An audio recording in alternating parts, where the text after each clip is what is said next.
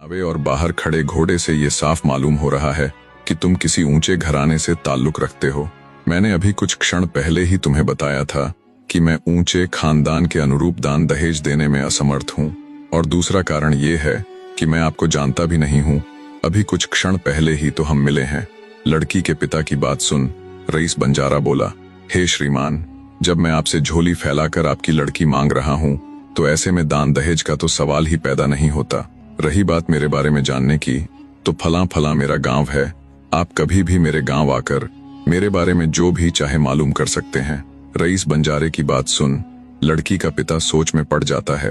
फिर कुछ देर सोचकर वो उस बंजारे से कहता है, हे पथिक, मुझे इसके लिए थोड़ा समय चाहिए, क्योंकि मैं अपने भाईचारे से इस संबंध में बातचीत करके ही उचित निर्णय ले पाऊंगा और तभी आपको जवाब दे पाऊंगा।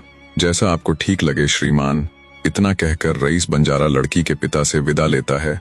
उसके जाने के बाद बंजारे ने इस सारे माजरे से अपनी पत्नी को अवगत करवाया और बोला, जो लड़का आया हुआ था वो ऊंचे घराने का था और झोली फैलाकर हमारी लड़की को मांग रहा था। बंजारे की बात सुन उसकी पत्नी बोली, अगर ऐसी बात है तो आपको उस लड़के को हाँ कर देनी चाहिए, हमारी लड़की की जिंदगी बन जाएगी।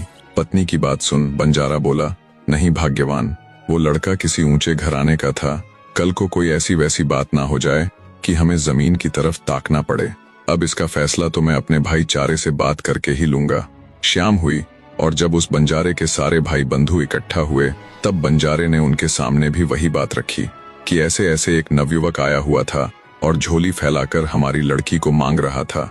बंजारे की बात सुन उसके भाई बंधु और बड़े बुजुर्ग बोले, अगर झोली फैलाकर ही वो रिश्ता मांग रहा था तो तुम्हें हाँ कह देनी चाहिए। हमें नहीं लगता कि वो हमारी लड़की को किसी तरह का दुख देगा। इस प्रकार सबकी सहमति होने पर बंजारा अपनी लड़की की शादी उस रईस बंजारे के साथ कर देता है। शादी के बाद जब बंजारा अपनी नवविवाहिता पत्नी को लेकर चला तो चलते चलते शाम का समय हो गया। उस समय एक स्थान से दूसरे स्थान पर जाने में कई कई दिन का समय लग जाता था। तो शाम होने पर जंगल में उचित सी जगह देख